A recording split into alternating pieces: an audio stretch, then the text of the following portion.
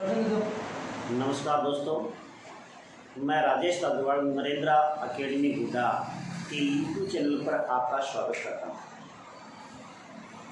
कल की क्लास में हमने संयुक्त राष्ट्र संघ के संबंध में कुछ चर्चाएं की हैं। इस चर्चा को हम आज इस क्लास में आगे बढ़ाते हैं। बढ़ाने के रूप में देखिएगा,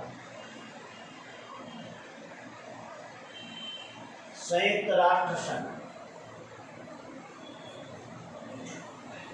संयुक्त राष्ट्र संघ की पूर्व घटनाओं के संबंध में हम थोड़ा सा विचार करें।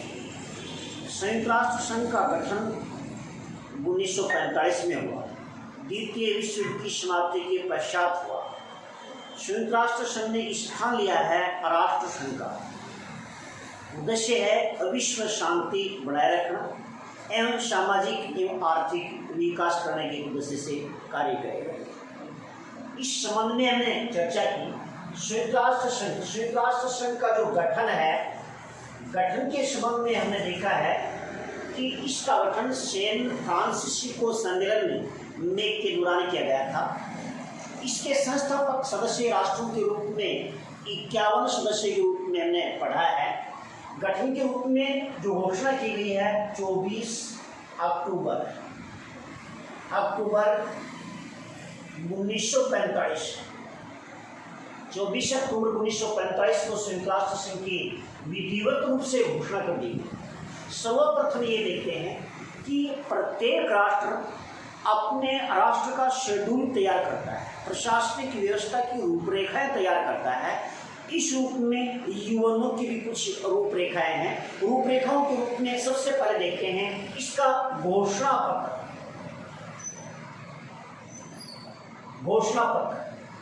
ध्यान रखिएगा, इसका जो घोषणा पत्र है ये 1944 के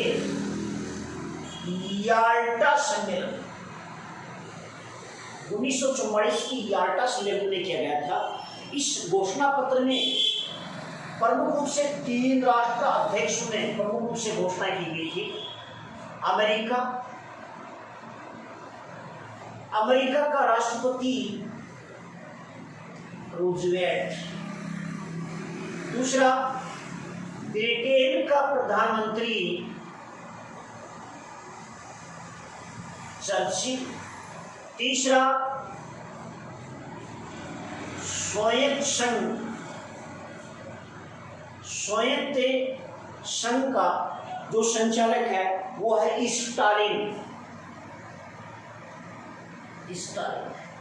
इन तीनों के द्वारा एक घोषणा पत्र या जिसको हम चार्टर कहेंगे, वो चार्टर तैयार किया गया अन्य राष्ट्रों की सहमति के आधार पर। याल्टा सम्मेलन, बहुत अच्छा प्रश्न है, याल्टा सम्मेलन में इसका घोषणा पत्र तैयार किया गया था और इनकी अहम भूमिका इनकी रही थी। हमने पूर्व में चर्चा की है कि संयुक्त राष्ट्र संघ का नाम देने वाला कौन था? रूजवेल्ट, अमेरिकी राष्ट्रपति रूजवेल्ट ने इसका नाम दिया गया था। अब घोषणा पत्र में जो चार्टर में अध्याय की संख्या 19 है। अनुच्छेद है उनकी संख्या 111 दी गई है। इस घोषणा पत्र में इसकी मूल प्रति, बहुत अच्छी बात है, ध्यान रखिएगा कि प्रत्येक राष्ट्र का एक संविधान होता है, उसी तरह से संयुक्त राष्ट्र संघ का भी एक संविधान है। इस संविधान की जो मूल प्रति है, बहुत बार पूछा गया है कि जो ये चार्टर का उल्लेख किया गया है, इस चार्टर की जो मूल प्रति है वो कहाँ रखी गई है? यहाँ पे इसका कहा गया है कि अमेरिका के राष्ट्रीय पूरा लेखाकार,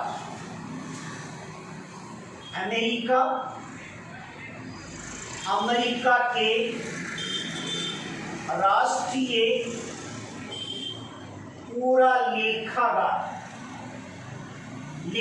के अंतर्गत इसकी प्रति मूल प्रति है वो रखी गई है। जिस प्रकार से हमने चर्चा की है कि भारतीय संविधान के बारे में हम पढ़े हैं, उसमें देखा गया है कि संविधान की जो मूल प्रति है, संविधान की जो मूल प्रति है वो भारत के सर्वोच्च न्यायालय में रखी गई है, उसी प्रकार से इस चार्टर की मूल प्रति अमेरिका के राष्ट्रीय पूर्व लेखागार में रखी गई है। इसके बारे में आगे चर्चा के रूप में करें कि इस घोषणा पत्र में 111 अनुच्छेदों की चर्चा की गई है। इस चार्टर में क्या परिवर्तन भी किया जा सकता है क्या? जैसे चार्टर में परिवर्तन की हम चर्चा करें, चार्टर में संशोधन, चार्टर में संशोधन, जिस प्रकार से मित्रों देखते हैं कि प्रत्येक राष्ट्र का संविधान होता है और समय और परिस्थितियों के अनुसार उसमें बदलाव किया जा सकता है, उसी रूप में यूएनओ का जो चार्टर है उसमें भी बदलाव किया जा सकता है। बदलाव के संबंध में क्या लिखा गया है कि चार्टर में जो संशोधन है वो इस संविधान के जो अनुच्छेद है, अनुच्छेद 109 के अनुसार परिवर्तन किया जाता है। जिस प्रकार से हमने देखा था भारतीय संविधान में परिवर्तन करने की जो शक्ति है वो भारतीय संसद को दी गई है, उसी प्रकार से यूएनओ की परिवर्तन करने की शक्ति महासभा को प्रदान की गई है। भारतीय संविधान में परिवर्तन करने का उल्लेख संविधान के अनुच्छेद 368 में दिया गया है, उसी प्रकार यूएनओ में परिवर्तन का उल्लेख किया गया है, अनुच्छेद 109 में किया गया है। इसमें महासभा परिवर्तन करने की जो प्रक्रिया है, ये प्रक्रिया क्या होगी, परिवर्तन करने की जो प्रक्रिया है इसके संबंध में कहा गया है कि महासभा की, देखो ये कहा गया है कि सुरक्षा परिषद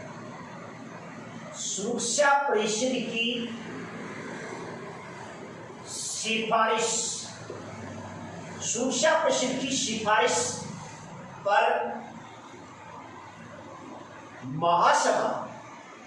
महासभा के 2/3 बहुमत से परिवर्तन किया जा सकता है। ध्यान रखिएगा कि महासभा की यदि कोई सिफारिश, सुरक्षा परिषद की कोई सिफारिश महासभा के पास आती है तो उसके लिए 15 में से 9 सदस्यों का होना आवश्यक है। ध्यान रखिएगा, सुरक्षा परिषद यदि अपने स्तर पर कोई निर्णय लेती है, निर्णय के लिए 15 में से 9 सदस्यों का होना आवश्यक है। यदि ये सिफारिश महासभा को भेजती है परिवर्तन के लिए तो वो 2/3 बहुमत से इसको पारित करती है, और 2/3 बहुमत से पारित करने के पश्चात इसे चार्टर में संशोधन माना जाता है। तो चार्टर में संशोधन की बात है, चार्टर में संशोधन की बात से आगे हम विचार करते हैं अगले बिंदु पर कि संयुक्त राष्ट्र का प्रतीक, संयुक्त राष्ट्र का प्रतीक। दोस्तों हमने कल चर्चा की थी, संयुक्त राष्ट्र संघ हो या प्रत्येक राष्ट्र हो उसका एक ध्वज होता है और एक राष्ट्रीय प्रतीक होता है। जिस प्रकार से भारत का राष्ट्रीय प्रतीक अशोक स्तंभ है, राष्ट्रीय ध्वज तिरंगा झंडा है, उसी प्रकार से यूएनओ का भी एक क्या है, ध्वज है। इसका सबसे पहले ध्वज की चर्चा करें। ध्वज है श्वेत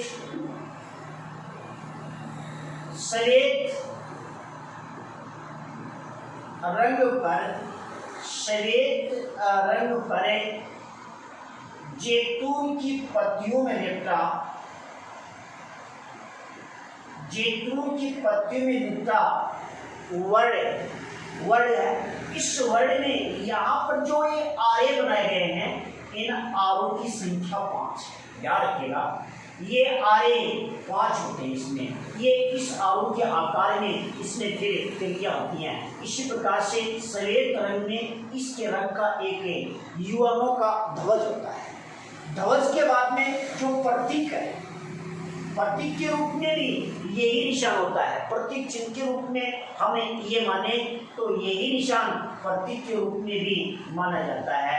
ये जैतून की टहनी होती है और इसमें वर्ण समाहित होता है। ये जैतून की जो पत्तियां हैं ये शांति का प्रतीक है, शांति का प्रतीक है और ये प्रकट करती हैं इस विश्व में शांति बनाए रहे। और मूल उद्देश्य भी संयुक्त राष्ट्र संघ का है विश्व में शांति बनाए रखना। अब अगली चर्चा के रूप में हम ये देखें कि ये अपनाए कब किया था। इस अपनाने के लिए 20 अक्टूबर, ध्यान रखिएगा, 20 अक्टूबर 1947 को, ध्यान रखिएगा, जो राष्ट्रीय ध्वज और राष्ट्रीय प्रतीक है उनको अपनाया गया था 20 अक्टूबर 1947 को। बहुत बार पूछा जा चुका है। ध्यान रखिएगा कि प्रत्येक राष्ट्र की तरह ही ध्वज और प्रतीक है, इनको अपनाने का जो 24 अक्टूबर 1945 नहीं है, यहाँ पर 20 अक्टूबर 1947 को इनको प्रतीकों के रूप में अपनाया गया है। ये संयुक्त राष्ट्र संघ की सदस्यता देखिएगा। अगला बिंदु के रूप में हम पढ़ेंगे यूएनओ की सदस्यता। कौन देश इसका सदस्य होगा, कौन देश इसका सदस्य नहीं होगा। हमने ये पढ़ा है कि प्रारंभ में जो संस्थापक सदस्य हैं वो 51 थे, वर्तमान में सदस्यों की संख्या 193 है। अब इनकी संख्या जो बढ़ी है, इस बढ़ने के लिए प्रस्ताव कहां से पारित करना होता है। इस संबंध में यूएनओ की सदस्य के संबंध में जो चार्टर दिया गया है, उस चार्टर का जो अध्याय है 2 में ये बात दी गई है। अध्याय 2 के अनुसार यूएनओ का सदस्यता प्रदान की जाती है। ध्यान रखिएगा, यूएनओ की सदस्यता प्रदान की जाती है और यूएनओ किसी राष्ट्र को बर्खास्त भी कर सकता है। इस प्रकार के प्रावधान के संबंध में ये पढ़ा गया है कि सदस्यता के लिए सुरक्षा परिषद की सिफारिश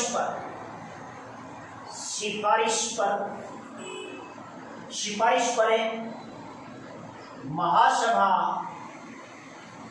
द्वारा 2/3 बहुमत से, ध्यान रखिएगा, यदि इसकी नए सदस्यता कोई ग्रहण करना चाहता है तो इसके लिए सुरक्षा परिषद सिफारिश करेगी।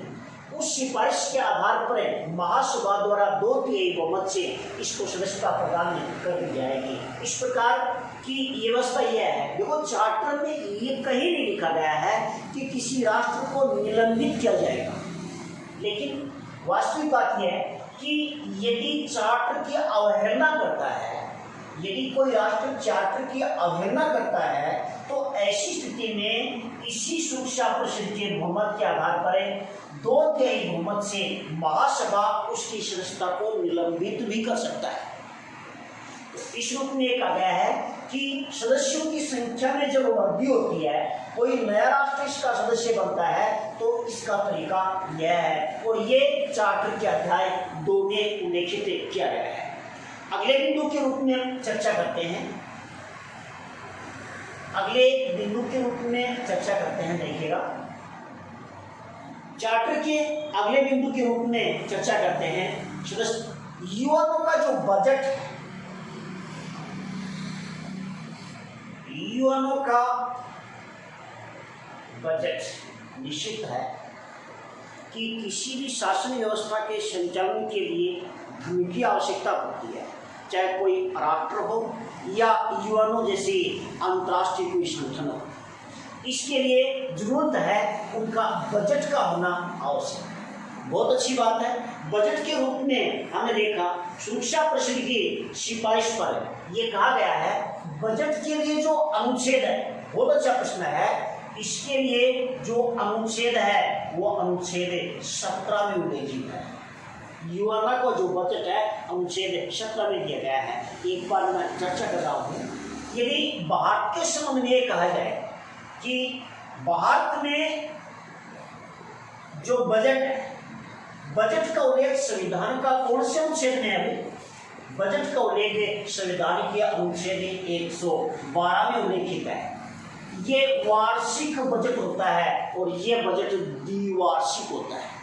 ये 2 साल से एक बार प्रस्तुत किया जाता है और भारत में 1 साल 1 वर्ष में एक बार प्रस्तुत किया जाता है। तो ध्यान रखिएगा, भारत का बजट या वार्षिक वित्तीय विवरण कहा गया संविधान में, इसको तो अनुच्छेद 112 में उल्लेखित है। उसी रूप में यूएनओ का जो बजट है वो अनुच्छेद 17 में उल्लेखित है। बहुत बार पूछा गया प्रश्न है। इसके बाद में हम चर्चा करते हैं कि बजट किस प्रकार से पारित होता है, कि बजट के रूप में कहा गया है यूएनओ के लिए, बजट के रूप में कहा गया है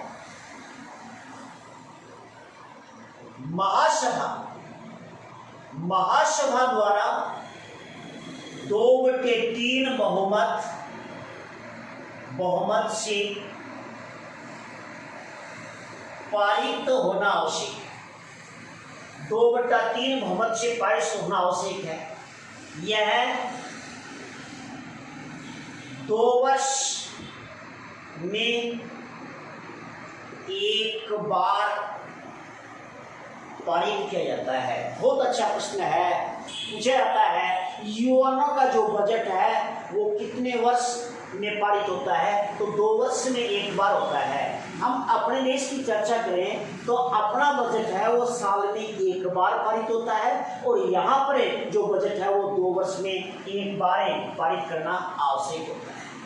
बजट के बाद में अगली हम चर्चा करते हैं, अगले यूएनओ के चार्टर के रूप में चर्चा करते हैं अंगों के रूप में। विशेष रूप से यूएनओ के अंगों के बारे में चर्चा करते हैं। देखिएगा,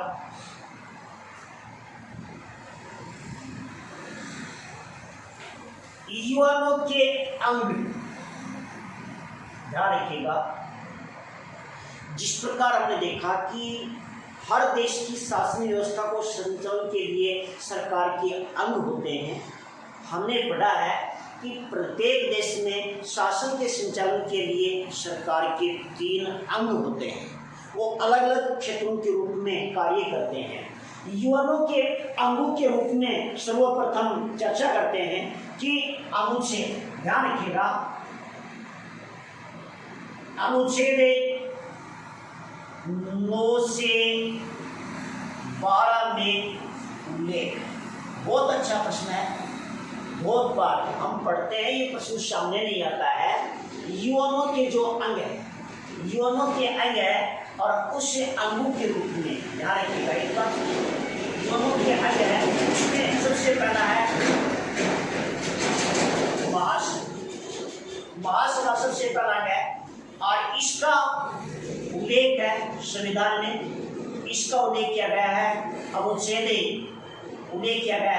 अनुच्छेद 9 से 12 तक में इसका उल्लेख किया गया है। कहा जाता है महासभा ये यूएनओ की संसद है, अर्थात यूएनओ की संसद का अर्थ होता है ये नीति निर्माण संबंधी कार्यों पर अंजाम देता है, यानी कि विश्व के लिए कानून बनाने के लिए कार्य करती है महासभा। महासभा के रूप में कहा गया है कि ये यूएनओ की संसद है। इसके जो सदस्य होते हैं, सदस्य जो यूएनओ के टोटल सदस्य होते हैं वही महासभा के सदस्य होते हैं। सदस्य के रूप में 193 सदस्य महासभा के होते हैं। महासभा के सदस्यों में किसी प्रकार का बदलाव नहीं आता है। इस महासभा की जो बैठक है, ध्यान रखिएगा, जैसे भारत में देखते हैं कि भारत की जो संसद है उसके वर्ष में 3 बार अधिवेशन होते हैं। इस रूप में यूएनओ की जो महासभा है इसको हम संसद कहते हैं। इसकी बैठक वर्ष में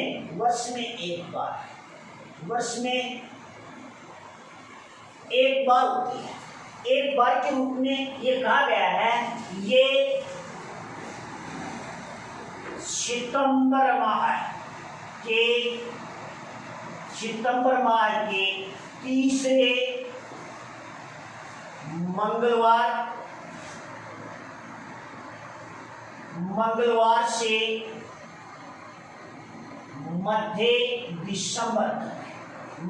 से मध्य दिसंबर तक चलने वाला अधिवेशन होता है।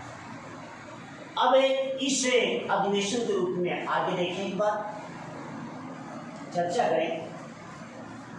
देखिएगा,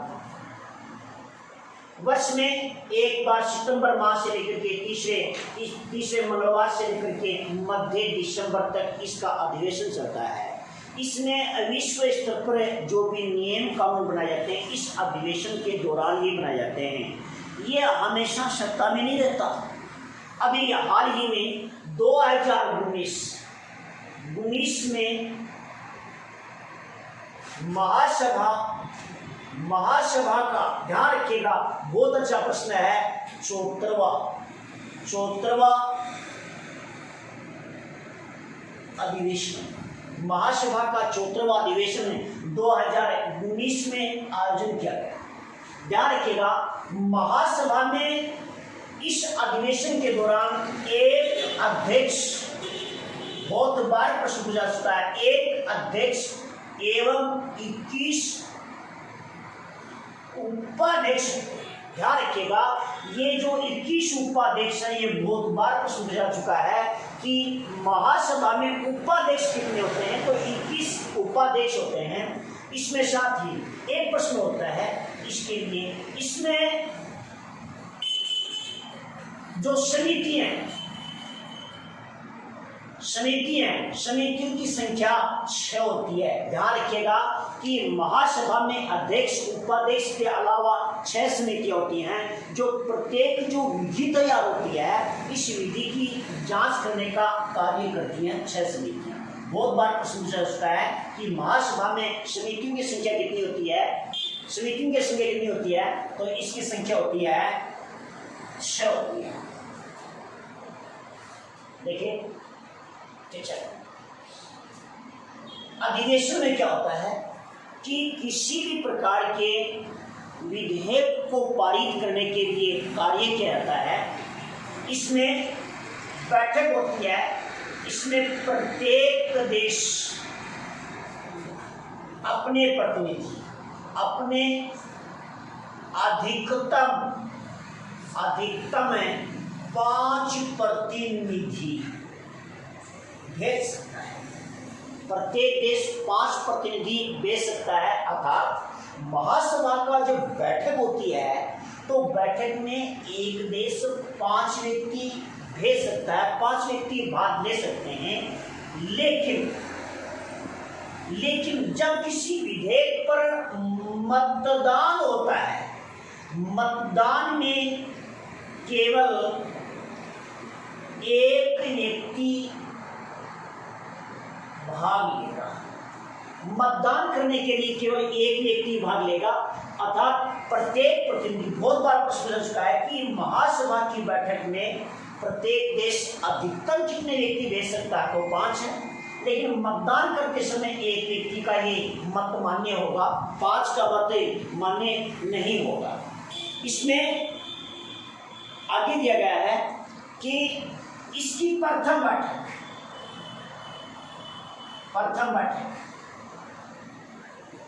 महासभा की जो प्रथम बैठक है वो 10 जनवरी 1946 में 10 जनवरी 1946 में महासभा की पहली बैठक का आयोजन किया गया था। ध्यान रखिएगा, इसके अध्यक्ष के रूप में जो चर्चा आती है, इसकी प्रथम महिला अध्यक्ष, इसकी चर्चा हम यूं कर रहे हैं कि ये भारतीय महिला थी। प्रथम महिला अध्यक्ष थी विजयलक्ष्मी पंडित। ये भारतीय थी, पहली भारतीय महिला थी विजयलक्ष्मी पंडित, जो इसकी अध्यक्ष रही है। ध्यान रखिएगा, इसके लिए वर्तमान में जो अध्यक्ष के रूप में कार्य कर रहे हैं वर्तमान में अध्यक्ष के रूप में MF एस्पिनोसा वर्तमान अध्यक्ष हैं MF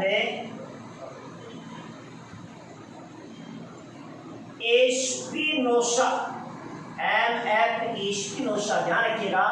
ये जो अधिवेशन हुआ है 74वां, इस 74वें अधिवेशन की अध्यक्षता MF एस्पिनोसा इसके अध्यक्ष रहे हैं और विजय लक्ष्मी पंडित है जो अध्यक्ष तो पहली महिला अध्यक्ष थी।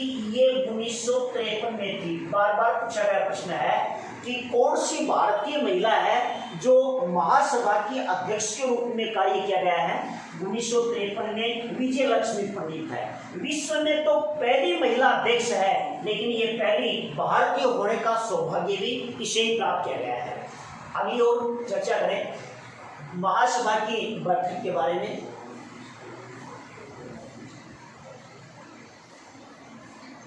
आगे में देखें कि इस विशेष स्मारक बैठक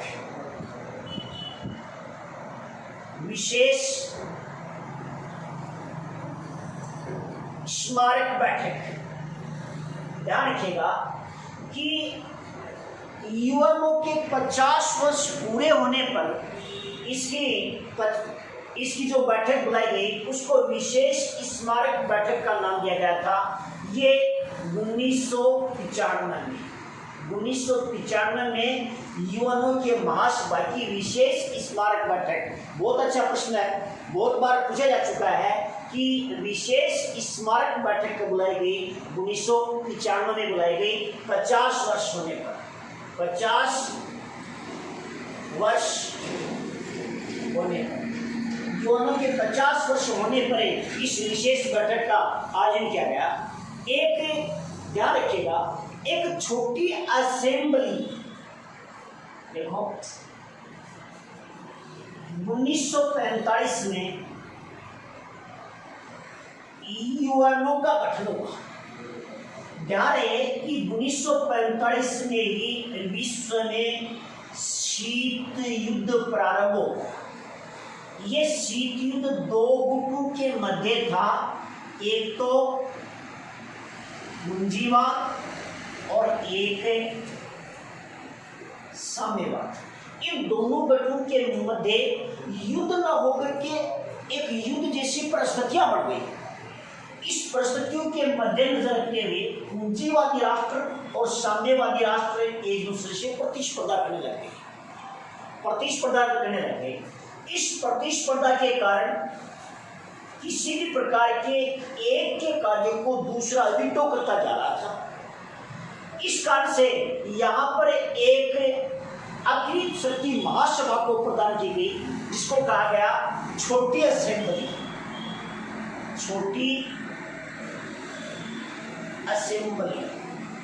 छोटी असेंबली का गठन 1947 में किया गया। इसका उद्देश्य था महासभा को अधिक शक्तिशाली बनाना। महासभा को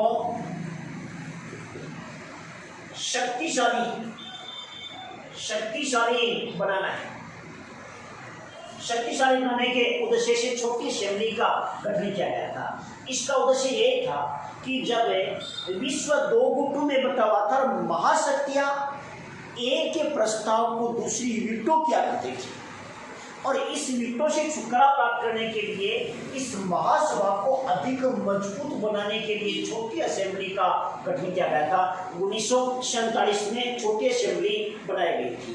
ध्यान रखिएगा, सुरक्षा परिषद में एक शांति के लिए एकता प्रस्ताव, शांति के लिए एकता प्रस्ताव बहुत बार प्रश्न पूछा जा चुका है कि शांति के लिए एकता प्रस्ताव। ध्यान रखिएगा, शीत युद्ध के काल में छोटी असेंबली जिस उद्देश्य से बनाई गई थी, उसी उद्देश्य को मद्देनजर रखते हुए शांति के लिए एकता प्रस्ताव, इसका गठन 3 नवंबर 1950 को किया गया। 3 नवंबर 1950 को किया गया शांति के लिए एकता प्रस्ताव। इसके ऊपर भी कार्य कौन करेगी? महासभा द्वारा किया जाएगा। इसका उद्देश्य भी यही था कि सुरक्षा परिषद में आपस में टकराव होने के कारण, ध्यान रखिएगा आगे जब सुरक्षा परिषद पढ़ेंगे तो हम देखेंगे कि सुरक्षा परिषद में जैसे USSR चीन, ये 2 राष्ट्र साम्यवाद के प्रचारक थे या उसके समर्थक थे। इसके साथ में अमेरिका, फ्रांस एवं इंग्लैंड है, ये तीनों राष्ट्र पूंजीवादी थे। स्वाभाविक सी बात है, सुरक्षा परिषद में यदि कोई प्रस्ताव पारित होता है तो 5 की सहमति होनी आवश्यक है। एक भी मना करता है तो ऐसी स्थिति में प्रस्ताव पारित नहीं हो पाता है। तो ऐसी स्थिति के कारण हमने देखा कि इनके टकराव के कारण ये कोई फैसला नहीं ले पाए। इस कारण से 1950 में शांति के लिए एकता प्रस्ताव महासभा में गठन किया गया। इसको अधिक शक्तिशाली बनाने के लिए जो सुरक्षा परिषद फैसला लेती है, अब वो फैसला महासभा ले पाए। इसके लिए आगे देखते हैं।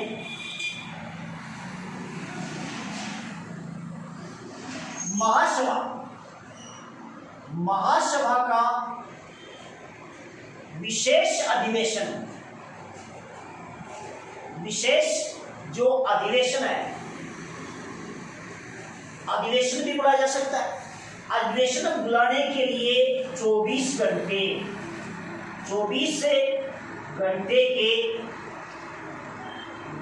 की पूर्व सूचना पर विशेष अधिवेशन का आयोजन किया जाता है। ध्यान रखिएगा, सूडान के संघर्ष के दौरान, कोरिया विवाद के दौरान, सवेज नहर के मुद्दे को लेकर के विशेष जो अधिवेशन बुलाए गए हैं, और वो विशेष अधिवेशन इस वार्षिक अधिवेशन के अतिरिक्त 24 घंटे की सूचना पर भी इस प्रस्ताव को बुलाया गया है। आज के वीडियो में इतना ही।